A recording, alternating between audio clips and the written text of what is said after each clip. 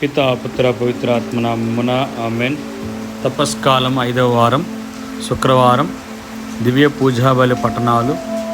ఇర్మియా గ్రంథం 20వ అధ్యాయము 10వ వచనం నుండి 13వ వచనం వరకు. కీర్తనలు 18 1వ వచనం నుండి 6వ వచనం వరకు. యోహాను శుభవార్త 10వ అధ్యాయము 31వ వచనం నుండి 42వ వచనం వరకు. బాలాఢ్యుడును వీరుడును అయిన ప్రభువు నా పక్షమున ఉన్నాడు. మొదటి పట్టణము ఇర్మియా గ్రంథము 20వ అధ్యాయము 10వ వచనం నుండి 13వ వచనం వరకు. ఎల్ల ఎడల భయం ఆవహించున్నది. మనము ఇతని మీద అధికారులకు ఫిర్యాదు చేయుదము అని ఎల్లరను గుసగుసలాడుకునుట నేను వింటిని. నా స్నేహితులు కూడా నా పతనము కొరకు కాచుకొని ఉన్నారు.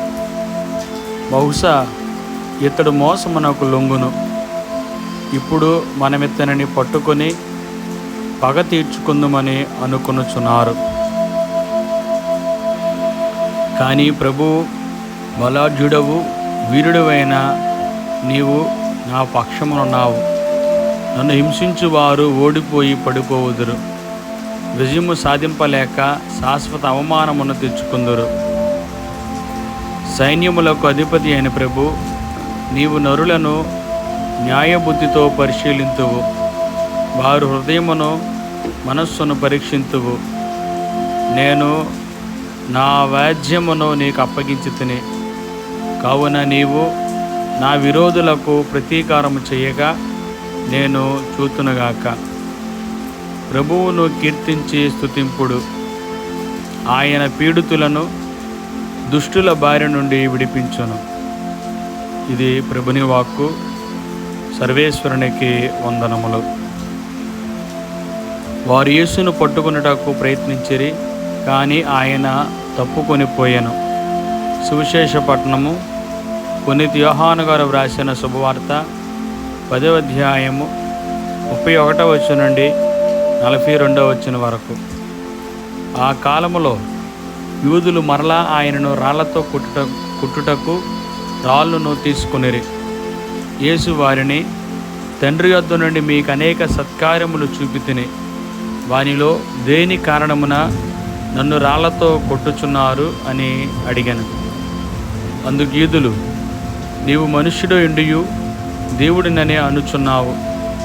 కావున దేవదూషణము చేసినందులకు నిన్ను రాళ్లతో కొట్టుచున్నాము, కానీ సత్కార్యములు చేసినందుకు కాదు అని అనిరి.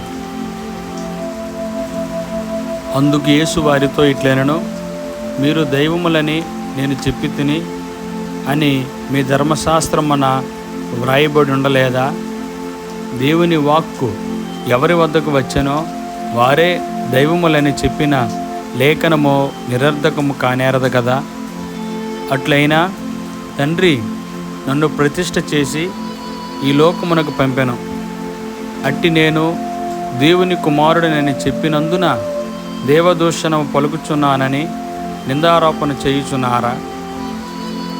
నేను తండ్రి పనులను చేయని ఎడల మీరు నన్ను నమ్మవద్దు. కానీ నేను వానిని నెరవేర్చుచున్న ఎడల మీరు నన్ను నమ్మకపోయినను నా క్రియలనైనను నమ్ముడు. తండ్రి నాయందును నేను తండ్రి యందును ఉన్నామని మీరు గ్రహింతురు. వారు మరలా యేసును పట్టుకొనుటకు ప్రయత్నించిరి, కానీ ఆయన వారి చేతులలో పడక తప్పుకొని పోయాను. యోహాను మొదట బప్తిస్మమునిచ్చిన యొర్దాను ఆవలి తీరమునకు యేసు మరలా వెళ్ళి అచ్చటనే ఉండెను. అనేకులు ఆయన యొద్దకు వచ్చిరి.